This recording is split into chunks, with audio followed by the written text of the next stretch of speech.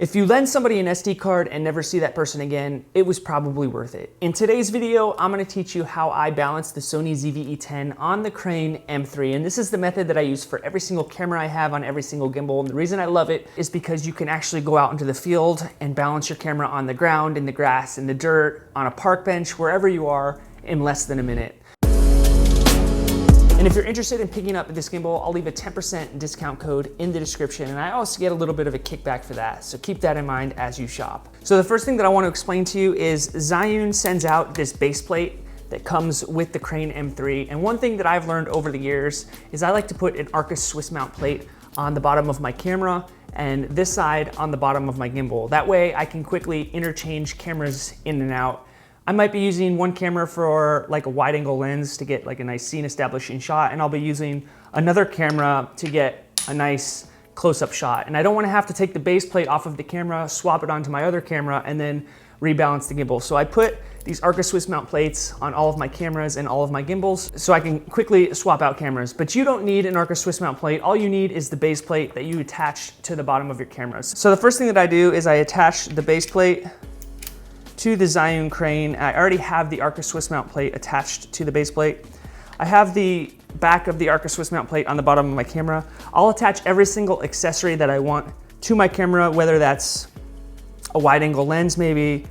I'll make sure the battery's in, the SD card. If I want like an external mic, I'll put that on top here. And I'll orient the camera the way that I want it to before I put it on the gimbal.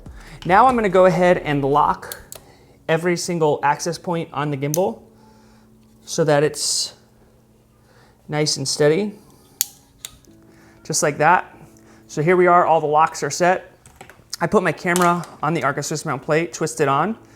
And the first thing that I'm gonna do is I'm going to adjust the tilt. The way that I can remember this is I start kind of at the camera and I work my way down the gimbal. So this is the first one that we have to deal with. I'm gonna turn the camera on. I'm gonna get my lens to where I want it. In this case, I'd say let's go wide angle 16 millimeters, and you can see how it's falling forward just like that. And then I'm just gonna take the Arcus Swiss mount plate, untwist it, and just kind of move it back until it no longer falls forward. So there we go. So that looks good right about there. Then I twist the camera up, and if it falls forward like that, then I adjust this knob right here. And I just go back and forth until it doesn't fall forward anymore. Right there. Sometimes it takes some going back and forth to get it 100% right. So now I can kind of go like this with the camera, I can go like that with the camera, and it doesn't fall back and forth. So our tilt axis is all set. Next thing I'm gonna do, going down the gimbal like this, I'm going to adjust the roll. So I'm gonna unlock it, and as you can see, it falls off to the left. So I'm just gonna push this arm to the left until we are 100% balanced. This one's easy to do. Right there, and it's locked right in place. Then I turn the gimbal like this. I set it to its side, I unlock it, and I see how it falls. And I want it to stay kind of right in the center. So if it falls back, that means it's motor heavy. If it falls forward, that means it's camera heavy. Right now, it's a little bit motor heavy. So I'm just going to open that, and I'm gonna move this forward until it stays nice and level with the horizon. Right there's perfect. And now my gimbal is 100% balanced, ready to go out and start to shoot. I might move this thing back and forth, this Arcus Swiss mount plate, just make some micro adjustments.